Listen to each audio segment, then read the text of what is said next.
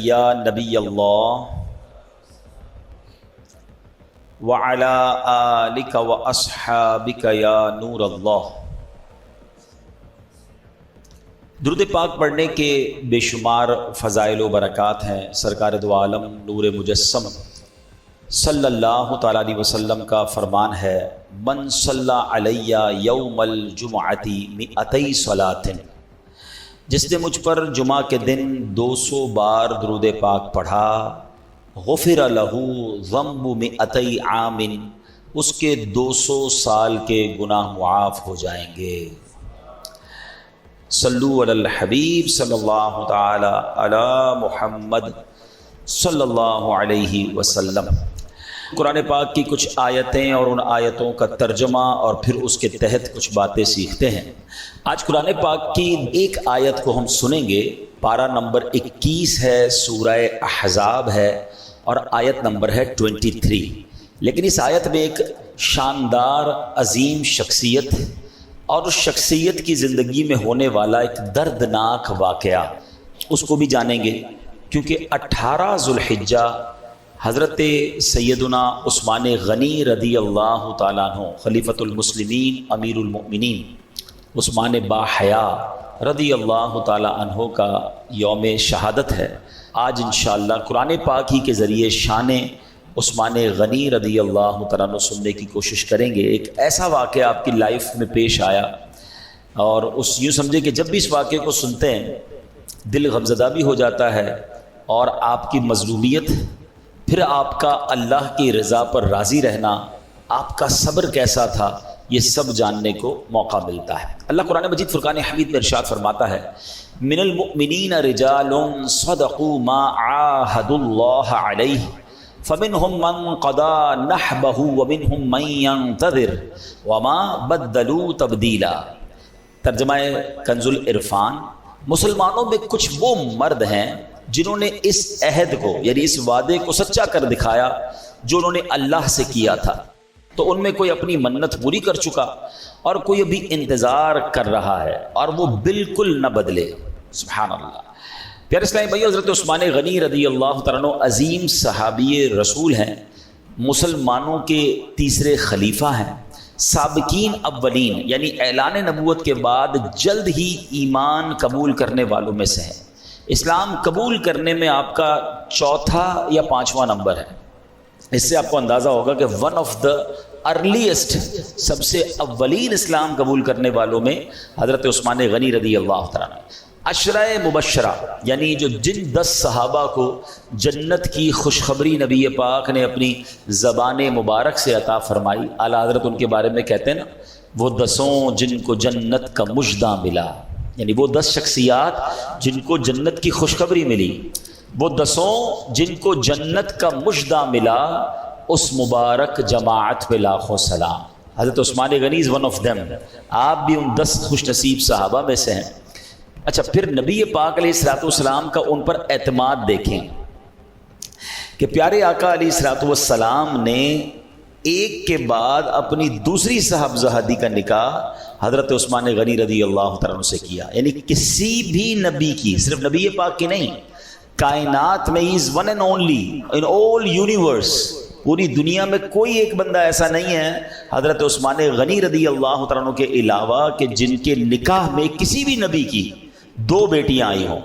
یہ صرف اور صرف اعزاز ملا ہے حضرت عثمان غنی رضی اللہ تعالی عنہ کو۔ اچھا، یہاں اس میں بڑے اعتماد کی بات بھی پتہ چلتی ہے۔ جو بڑی عمر کے لوگ بیٹھے ہیں اور جن کی بچیاں جوان ہو جائیں، میری بات جلدی وہ سمجھیں گے، یا بڑے بھائی ہیں جنہوں نے اپنی بہنوں کا رشتہ کیا ہوگا، کہ بہن کا رشتہ کرنا یا اپنی بیٹی کا رشتہ کرتے ہوئے والد کو بڑی فکر ہوتی ہے، بھائی کو یہ بڑی فکر ہوتی ہے کہ کسی اچھے گھرانے میں کسی اچھے شخص کے یہاں رشتہ ہو جائے۔ اچھا، یہ ایک ایسا زندگی کا یوں سمجھے رسک ہے، یہ ایک ایسا فیصلہ ہے جو شادی کے بعد ہی پتہ چلتا ہے۔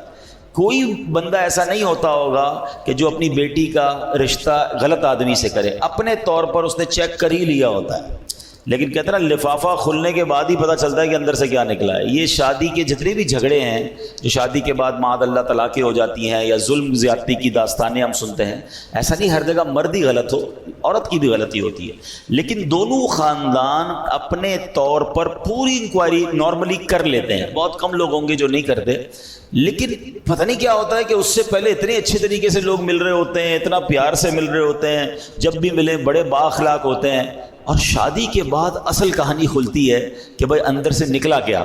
تو یہ one of the biggest risk of the life ہوتا ہے۔ اللہ پاک سب کے رشتوں میں خوشیاں عطا فرمائے، جن کے رشتے ہونے اللہ ان کو ایک بہت ہی نیک صورت نیک سیرت پارٹنر عطا فرمائے، لائف خوشگوار گزرے۔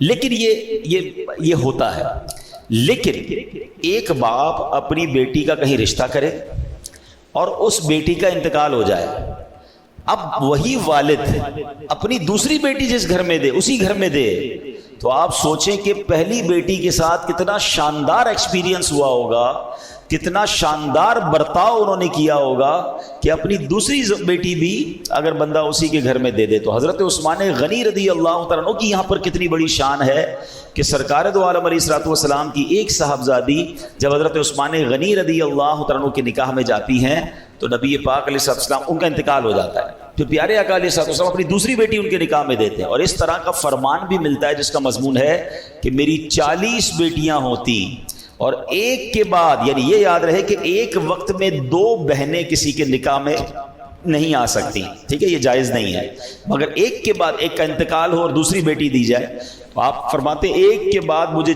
ایک ایک کر کے 40 بیٹیاں دینی پڑتی تو میں عثمان غنی کے نکاح میں دیتا۔ تو یہ انداز، یہ محبت، یہ پیار، تو یہ ہمیں سمجھ آتا ہے کہ کیا عظیم شخصیت تھے حضرت عثمان غنی رضی اللہ تعالیٰ عنہ، اور سبحان اللہ اسی مبارک وصف جو دنیا میں کسی اور کو حاصل نہیں ہے، اس لیے ان کو کیا کہا جاتا ہے؟ ذو النورین۔ کیا کہا جاتا ہے؟ اچھا یہ ایسا مشہور لقب ہے نا، آپ صرف پاکستان میں نہیں، آپ افریقہ میں جا کے کسی مسلمان سے پوچھیں ذو النورین کون ہے، کسی عربی سے پوچھیں، کسی انڈونیشین سے پوچھیں، all around the world everybody knows him as ذو النورین۔ سبحان اللہ، ذو النورین کا مطلب ہے 2 نور والا، ٹھیک ہے۔ اور اعلیٰ حضرت امام اہل سنت بڑی پیاری بات لکھتے ہیں، آپ فرماتے ہیں نور کی سرکار سے پایا دوشالہ نور کا، نور کی سرکار سے یعنی نبی پاک کے دربار سے دوشالہ یعنی 2 چادریں نور کی آپ کو ملی ہیں۔ نور کی سرکار سے پایا دوشالہ نور کا، نور کی سرکار سے پایا دوشالہ نور کا، ہو مبارک تم کو ذو النورین جوڑا نور کا۔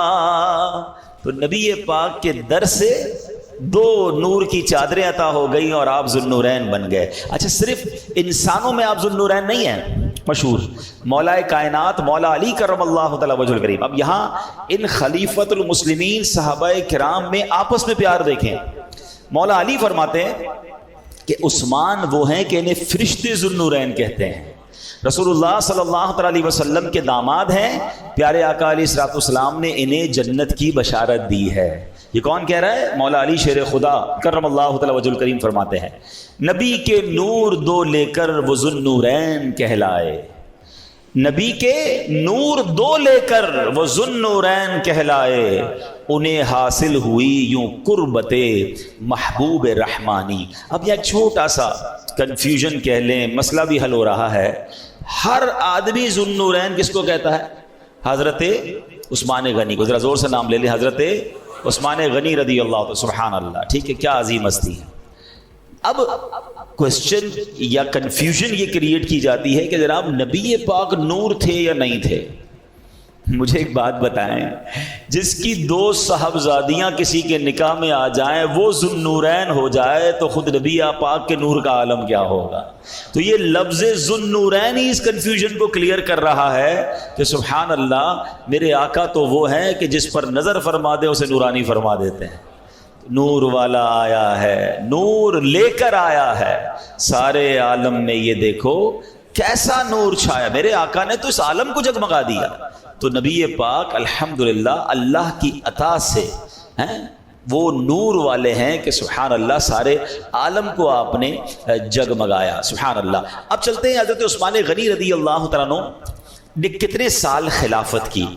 آپ حضرت عمر فاروق اعظم رضی اللہ تعالیٰ کی جب شہادت ہوئی، حضرت عمر فاروق اعظم مسلمانوں کے دوسرے خلیفہ، سب سے پہلے کون تھے؟ حضرت ابو بکر صدیق رضی اللہ تعالیٰ، پھر حضرت عمر فاروق. حضرت عمر فاروق کی جب شہادت ہوئی تو مسلمانوں کی اکثریت رائے نے یہ مشورہ کیا اور حضرت عثمان غنی خلیفہ مقرر ہوئے. 12 سال تک آپ امیر المومنین یعنی خلیفۃ المسلمین رہے. 18 ذوالحجہ 35 سنہ ہجری کو کئی دن بھوکے پیاسے رہ کر نہایت مظلومیت کے ساتھ آپ شہید کیے گئے. حضرت عثمان غنی رضی اللہ عنہ کی شہادت جو ہے وہ تاریخ اسلام کا ایک بہت ہی افسوسناک سانحہ ہے. یہ اصل میں قدرت کا ایک راز تھا.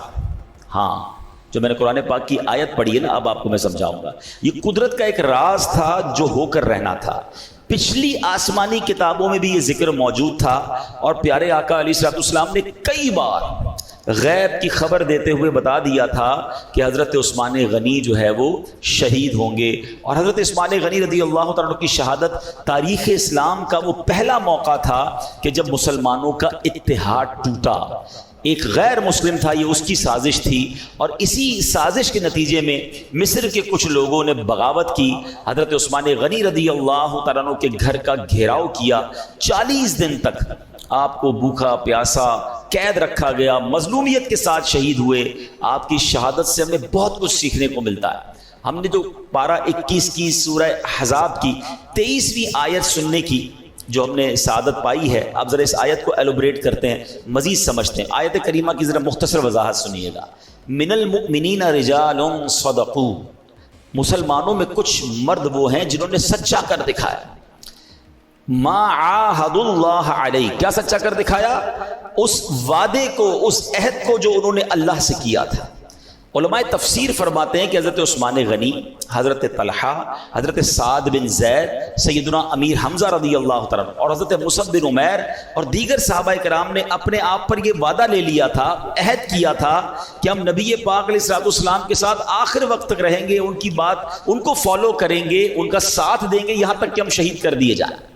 تو چنانچہ یہ اپنے وعدے پر آخری وقت تک قائم رہے. اللہ فرماتا ہے فَمِنْهُمْ مَنْ قَضَى نَحْبَهُ، تو ان میں کوئی اپنی منت پوری کر چکا. یعنی حضرت امیر حمزہ، حضرت مصعب بن عمیر رضی اللہ تعالیٰ عنہ یہ شہادت کا رتبہ پا چکے تھے، اپنا وعدہ پورا کر دیا، منت ان کی پوری ہو گئی. اور آگے قرآن کہتا ہے وَمِنْهُمْ مَن يَنْتَظِرُ وَمَا بَدَّلُوا تَبْدِيلًا، اور کوئی ابھی انتظار کر رہا ہے اور بالکل نہ بدلے. تو حضرت عثمان غنی اور حضرت طلحہ رضی اللہ تعالیٰ عنہ وہ تھے جو اس رتبہ شہادت کے انتظار میں ہیں، اور یہ سب وہ صحابی ہیں جو اپنے وعدے سے بالکل نہیں بدلے. سبحان اللہ. یعنی یہ قدرت کی طرف سے ہونا تھا اور یہ منتظر تھے شہادت کے لیے، کیونکہ نبی پاک کی زبانی بھی سن چکے تھے، اپنے آپ سے بھی وعدہ لے لیا تھا، موت سے ڈرنے والے تھے نہیں، اور شہادت کا مرتبہ مل جائے تو سبحان اللہ. روایتوں میں آتا ہے کہ نبی پاک علیہ الصلوۃ والسلام ایک بار احد پہاڑ تشریف لے گئے.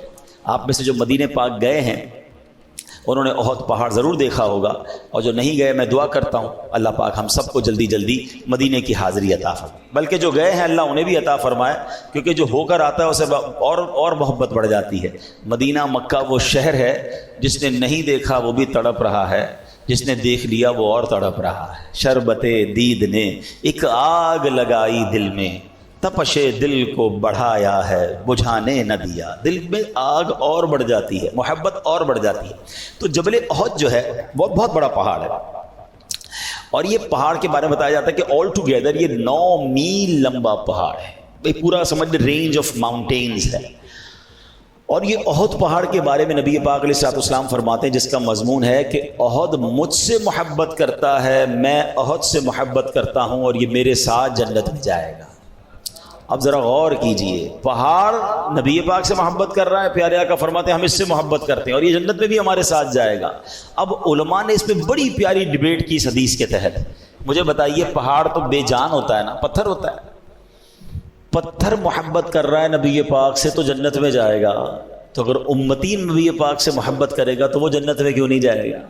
اس کا مطلب یہ ہوا کہ محبت رسول اگر سچی ہے تو انشاءاللہ یہ بخشش کا ذریعہ بن جائے گی۔ اچھا، نبی پاک ایک بار جبل احد پر تشریف لے گئے۔ اچھا، نبی پاک کے ساتھ کون کون ہے ذرا اب یہ تھوڑا سا یاد رکھنا ہے آپ نے۔ حضرت ابوبکر صدیق ہیں، ٹھیک ہے، حضرت عمر فاروق ہیں، اور حضرت عثمان غنی ہیں۔ یعنی پیارے آقا علیہ الصلوۃ والسلام کے ساتھ کون کون ہیں؟ حضرت ابوبکر صدیق ہیں، حضرت عمر فاروق ہیں، حضرت عثمان غنی ہیں، اور خود نبی پاک، 4 افراد ہیں۔ آپ پہاڑ پر تشریف لے گئے تو احد پہاڑ پر زلزلہ آنا شروع ہو گیا۔ اچھا، ارتھ کویک، زلزلہ آج بھی وہ آفت ہے جس کی کوئی پریڈکشن نہیں کر سکتا۔ دنیا میں ہونے والے بہت سارے حادثات پہلے سے پتہ چل جاتے ہیں، طوفان آنے والا ہے، آندھی آنے والی ہے، بارش آنے والی ہے، فلاں چیز، but nobody knows about earth quick. کب زلزلہ آئے گا کبھی بھی پہلے سے نہیں بتایا جا سکتا۔ اچھا، آ جائے دنیا کی کوئی طاقت اسے روک نہیں سکتی ہے۔ یہ کیسی اللہ کی قدرت کا نظارہ ہوتا ہے کہ بڑی بڑی عمارتیں، بڑے بڑے شہر منٹوں میں ختم ہو جاتے ہیں۔ اللہ پاک ہم سب کو محفوظ فرمائے۔ اب زلزلہ آ گیا، ٹھیک ہے، اور یہ بات ہے 1400 سال پرانی۔ جب زلزلہ آیا تو سرکار دو عالم علیہ الصلوۃ والسلام کا کمال، نبی پاک کا معجزہ اور اتھارٹی دیکھیں۔ سرکار دو عالم علیہ الصلوۃ والسلام نے احد پہاڑ کو ٹھوکر لگائی اور فرمایا، اے احد رک جا، تجھ پر ایک نبی، ایک صدیق اور 2 شہید موجود ہیں۔ ذرا سمجھیے گا۔ اچھا، اب مجھے بتائیے ایک نبی کون ہے؟ خود نبی پاک علیہ الصلوۃ والسلام۔ صدیق کون ہے؟ حضرت ابوبکر صدیق ہیں۔ 2 شہید کون ہیں؟ اب یہ سوچنے والی بات ہے کہ یہ 2 شہید کون ہیں؟ اللہ اکبر۔ اور یہ جو میں حدیث بتا رہا ہوں یہ بخاری شریف میں ہے۔ چلے ایک اور آج عقیدے کا مسئلہ بھی حل ہو جائے گا۔ شہید تو بندہ دنیا سے جانے کے بعد ہی ہوتا ہے نا، زندہ زندہ تو شہید نہیں ہوتا۔ حضرت عثمان غنی ساتھ ہیں، حضرت عمر فاروق ساتھ ہیں، اور آقا کیا فرما رہے؟ تجھ پر ایک نبی، اے احد رک جا، تجھ پر ایک نبی، ایک صدیق اور 2 شہید ہیں۔ حدیث کون سی کتاب میں ہے؟ بخاری شریف۔ یہ بھی یاد رکھ لینا، ٹھیک ہے۔ اس کا مطلب میرے آقا بعد میں کیا ہونا یہ جانتے ہیں کہ حضرت عمر بھی شہید ہوں گے، حضرت عثمان غنی بھی شہید ہوں گے۔ اچھا، اس مسئلے کو میں ذرا آگے جا کے بتاتا ہوں، مگر پہلے ذرا سرکار علیہ الصلوۃ والسلام کے کمال کی تو بات کر لیں۔ کیسی ٹھوکر ہے، کیسی ایڑیاں ہیں کہ جناب جب نبی پاک نے احد پہاڑ کو ٹھوکر لگائی تو وہ زلزلہ رک گیا، احد پہاڑ ساکت ہو گیا۔ سبحان اللہ۔ عشق والے کہتے ہیں زلزلہ نہیں تھا، احد تو نبی پاک کی آمد پر جھوم رہا تھا، جھوم رہا تھا کہ میری قسمت جاگ اٹھی کہ سرکار دو عالم حضرت ابوبکر صدیق، حضرت عمر فاروق، حضرت عثمان غنی مجھ پر آ گئے۔